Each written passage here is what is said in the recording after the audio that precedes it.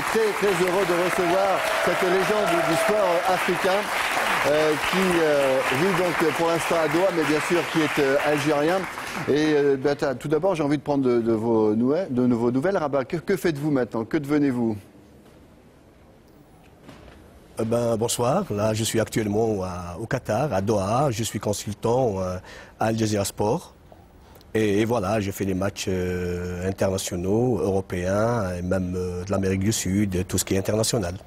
Alors justement, vous êtes un footballeur remarquable et vous êtes un des rares footballeurs à avoir donné votre nom à un geste. Évidemment, on doit vous en parler très très souvent et on aimerait le revoir. Ce geste, c'était le 27 mai 87 au stade du Prater à Vienne. Et hop là, la petite talonnade qui devient désormais une magère.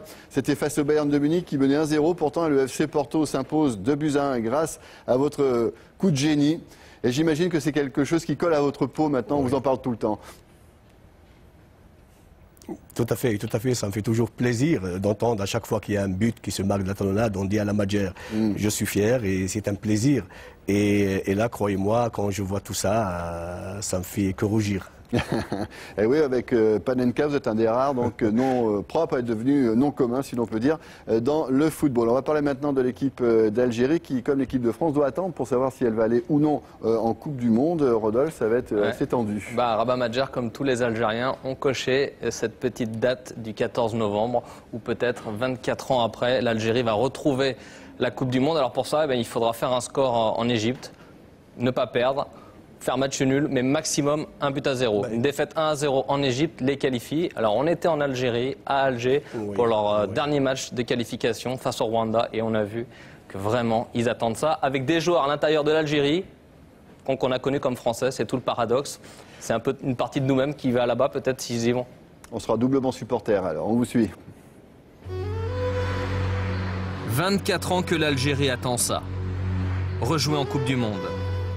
À Alger, le Café des Sports déborde sur la rue.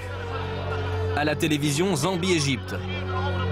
Tout le pays est derrière la Zambie, car si l'Égypte ne gagne pas, l'Algérie pourra fêter sa qualification face au Rwanda le lendemain. Les minutes passent, la Zambie tient. L'Algérie a un pied et demi en Afrique du Sud. Jusqu'à la 69e minute, et le seul but du match, signé Hosni pour l'Égypte.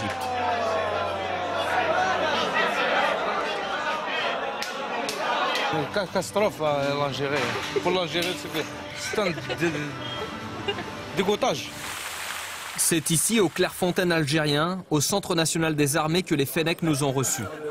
Autour de la table, des visages connus passés par la Ligue 1. Une bande de copains, une Algérie unie, des joueurs tous sauf paralysés par l'enjeu.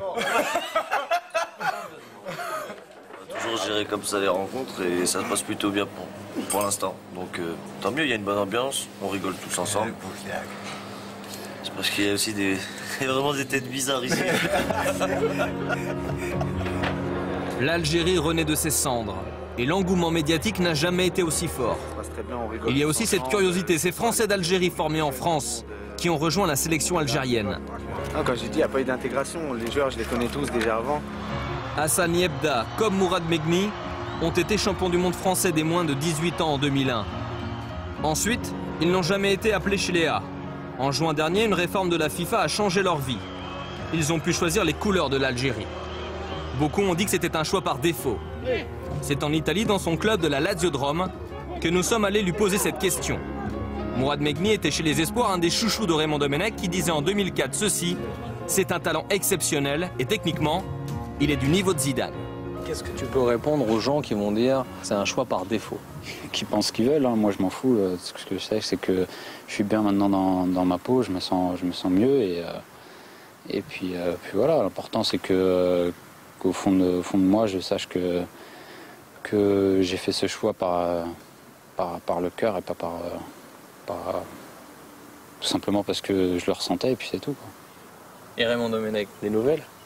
Non, apparemment il a dit que les choix qu'on a fait, moi et je crois qu'il parlait d'Yebda, moi et Yebda, donc qu'il les acceptait et qu'au contraire il disait que c'était quelque chose de bien, quoi. Donc, mais lui aussi, la façon dont il l'a dit, je pense qu'il l'a dit il a senti que c'était un choix par défaut alors que c'était pas ça, quoi.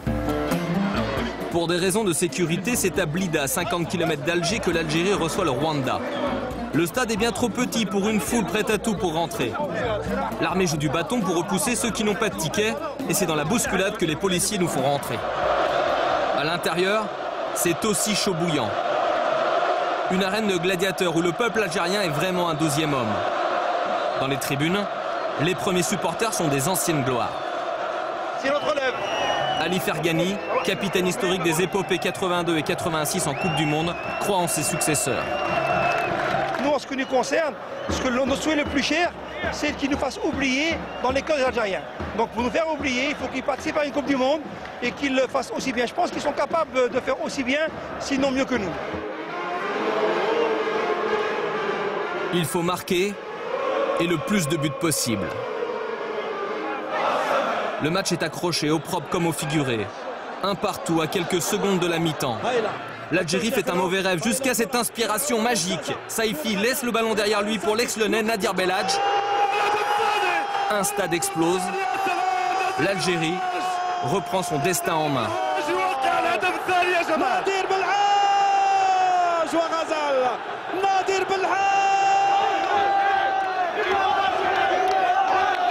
Mourad Megni régale de sa technique pour garder le ballon et fait tourner fou les Rwandais.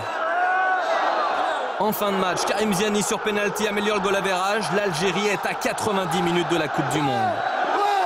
Qualifié encore. Et on a tout gagné à domicile. Donc c'était le principal. Merci beaucoup Karim. Merci beaucoup mon frère.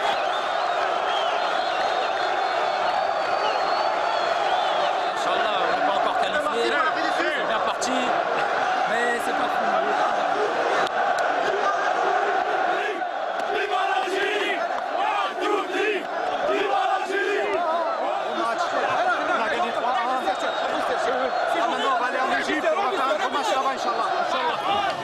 Qui n'a pas chanté en 98 et 1 et 2 et 3-0. Sur la route qui mène en Afrique du Sud, l'Algérie a trouvé sur le même rythme son porte-bonheur. 1, 2, 3, vive l'Algérie.